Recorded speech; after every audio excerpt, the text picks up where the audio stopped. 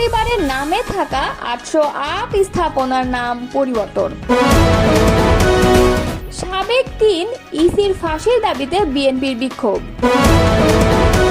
সমমনাদের সঙ্গে নিয়ে 31 দফা বাস্তবায়ন করতে চায় বিএনপি। অবিলম্বে পুশিনের ঘটনা বন্ধ করুন, এমনটাই মন্তব্য করেছেন লায়ন ফারুক। এতক্ষণ শুনছিলেন সংবাদ শিরোনাম, এবারে বিস্তারিত।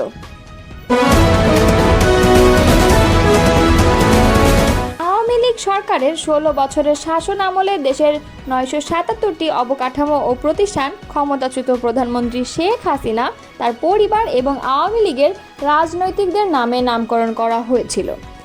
এসবের মধ্যে ছিল সেনানিবাস, বিমান ঘাঁটি, নৌবাহিনীর জাহাজ, মেগা প্রকল্প, সড়ক, স্থাপনা, স্কুল, কলেজ, বিশ্ববিদ্যালয়, হাসপাতাল সহ গবেষণা প্রতিষ্ঠান এবং অন্যান্য অবকাঠামো।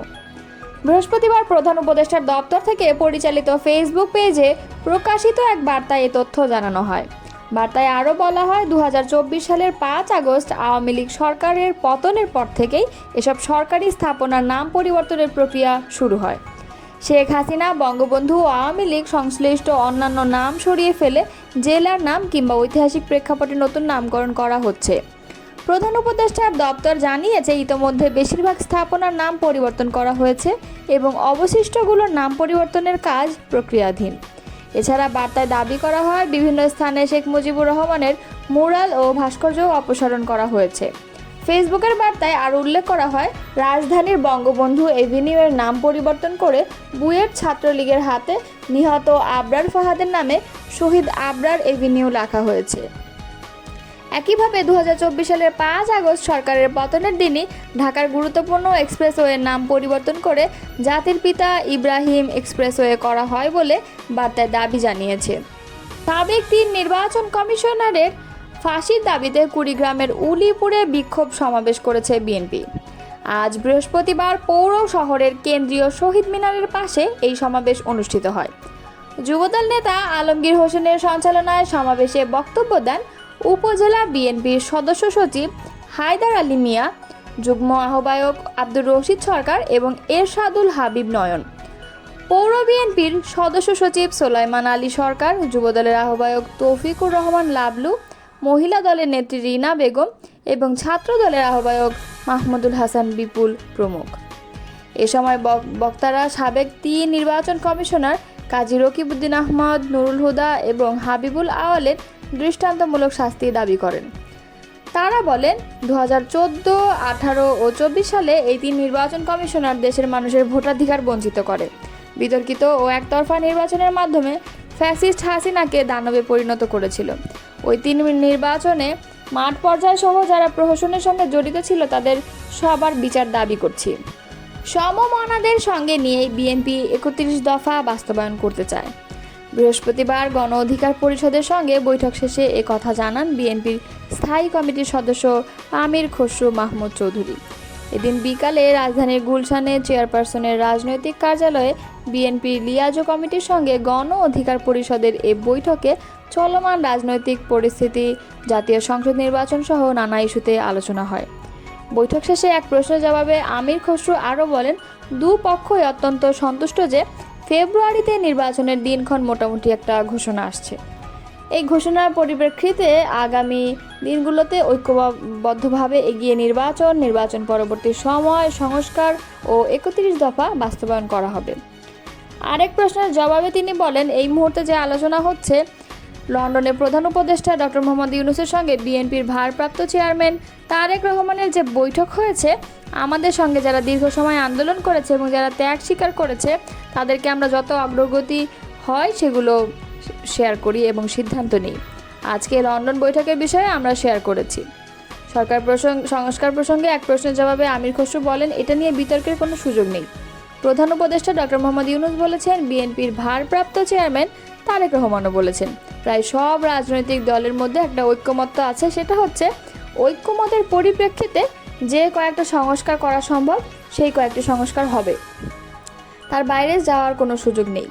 বিএনপি স্থায়ী কমিটির সদস্য আরও বলেন, বিচার বিভাগ এর ব্যাপারে একটি সিদ্ধান্ত নিয়েছে, পরিষ্কার সিদ্ধান্ত। ইশরাক হোসেনকে মেয়র ঘোষণা করে বিচার বিভাগ সিদ্ধান্ত নিয়েছে। নির্বাচন কমিশন সেটার উপর অনুমোদন করে তাদের মতামত পরিষ্কারভাবে বলে দিয়েছে। সুতরাং আইনগতভাবে তার মেয়রের দায়িত্ব নেওয়ার কথা। দৃঢ়ভাবে বিশ্বাস করি আইনের শাসনে যদি বিশ্বাস করে থাকি তাহলে ইশরাকের দায়িত্ব নেওয়াটা খুবই স্বাভাবিক, আর আমরা সরকারের সিদ্ধান্তের অপেক্ষায় আছি। আমির খসরু ছাড়াও এই বৈঠকে বিএনপি স্থায়ী কমিটির সদস্য ইকবাল হাসান মাহমুদ টুকু ও ভাইস চেয়ারম্যান বরকতুল্লাহ বুলু উপস্থিত ছিলেন। অন্যদিকে গণ অধিকার পরিষদের পক্ষ থেকে বৈঠকে দলের সাধারণ সম্পাদক মোহাম্মদ রাশেদ খান, সিনিয়র সহসভাপতি ফারুক হাসান, সিনিয়র যুগ্ম সাধারণ সম্পাদক হাসান আল মামুন, উচ্চতর পরিষদের সদস্য খালিদ হোসেন এবং হাবিবুর রহমান রিজু উপস্থিত ছিলেন। গণ অধিকার পরিষদের সাধারণ সম্পাদক রাশেদ খান বলেছেন, বৈষম্য বিরোধী ছাত্র আন্দোলন নামক প্ল্যাটফর্মের নেতৃত্বে এ দেশের লাখ লাখ মানুষ সমবেত হয়ে স্বৈরাচার বিরোধী আন্দোলনে সম্পৃক্ত হয়। এরপর এই প্ল্যাটফর্মে নেতারা রাজনৈতিক দলের গঠনের প্রেক্ষিতে গত 7 মার্চ সাংবাদিকদের এক প্রশ্নের জবাবে নাহিদ ইসলাম বলেন, বৈষম্য বিরোধী ছাত্র আন্দোলন এখন আর আগের জায়গায় নেই, সেখান থেকে একটি ছাত্র সংগঠন তৈরি হয়েছে। তিনি বলেন, বৈষম্য বিরোধী ছাত্র আন্দোলন ও জাতীয় নাগরিক কমিটির উদ্যোগে একটি রাজনৈতিক দল তৈরি হয়েছে বলে বৈষম্য বিরোধী বা সমন্বয়ক বলে যে পরিচয়টা এখন আর এক্সিস্ট করে না সেই অর্থে। কিন্তু অতি সম্প্রতি সেই প্ল্যাটফর্মের কাউন্সিল অনুষ্ঠিত হয়েছে। এনসিপি সম্পৃক্ত নেতারা ভোটার হন, এনসিপির কার্যালয়ে ভোট অনুষ্ঠিত হয়। এই প্ল্যাটফর্ম এখন নতুন নেতৃত্ব পেয়েছে, ফলে আবারও বৈষম্য বিরোধী বা সমন্বয়ক পরিচয় এক্সিস্ট করা শুরু করলো। ফলে নাহিদ ইসলামের 7 মার্চের বক্তব্যের আর ভিত্তি থাকলো না। শুক্রবার সকালে নিজের ভেরিফাইড ফেসবুক আইডিতে দেওয়া এক পোস্টে সব কথা বলেন রাশেদ খান। তিনি বলেন, ইতোপূর্বে এই প্ল্যাটফর্মের বেশ কিছু নেতার বিরুদ্ধে নানা অভিযোগ এসেছে। ফলশ্রুতিতে গণ অভ্যুত্থানের নেতৃত্ব দানকারী এই প্ল্যাটফর্মটি অনেকেই স্থগিত রাখার আহ্বান জানিয়েছিল, কিন্তু সেটি আবারও চালু করা হলো। এক্ষেত্রে প্ল্যাটফর্মটি সার্বজনীন রাখা গেলে ভিন্ন কথা ছিল, কিন্তু প্ল্যাটফর্মটি পুরোপুরি কুক্ষিগত করা হয়েছে। ফলশ্রুতিতে গণঅভ্যুত্থানের এই প্ল্যাটফর্মটি গণঅভ্যুত্থানের অন্যান্য স্টেক হোল্ডার আর ওন করার সুযোগ থাকছে না। 12 দলীয় জোটের অন্যতম শীর্ষ নেতা ও ন্যাশনাল লেবার পার্টির চেয়ারম্যান লায়ন মোহাম্মদ ফারুক রহমান ভারতের উদ্দেশ্যে বলেছেন, আপনারা জাতিসংঘের রেজুলেশন অনুযায়ী চলার চেষ্টা করুন। কোনো অসঙ্গতি দেখলে দ্বিপক্ষীয় আলোচনার ভিত্তিতে সমাধানের চেষ্টা করুন এবং অবিলম্বে পুশিনের ঘটনা বন্ধ করুন। বৃহস্পতিবার জাতীয় প্রেস ক্লাবের সামনে দেশ বাঁচাও মানুষ বাঁচাও আন্দোলন আয়োজিত এক নাগরিক সমাবেশে একথা বলেন তিনি। লায়ন ফারুক বলেছেন, ভারতীয় আধিপত্যবাদের বিরুদ্ধে যখন বাংলাদেশের মানুষ সোচ্চার, ঠিক সেই সময় ভারতীয় সীমান্তরক্ষীরা আন্তর্জাতিক আইন অমান্য করে বাংলাদেশের সীমান্তে সব দিক থেকে একের পর এক ভারতীয় নাগরিকদের পুশিন অর্থাৎ বাংলাদেশে ঠেলে পাঠিয়ে দিচ্ছে। তারা কোনোভাবে বাংলাদেশের প্রতিবাদকে আমলে নিচ্ছে না, এতে করে দিন দিন সীমান্তে উত্তেজনা বাড়ছে। এ ব্যাপারে বাংলাদেশ সরকারের উপযুক্ত পদক্ষেপের অভাবে দেশের মানুষ উদ্বিগ্ন।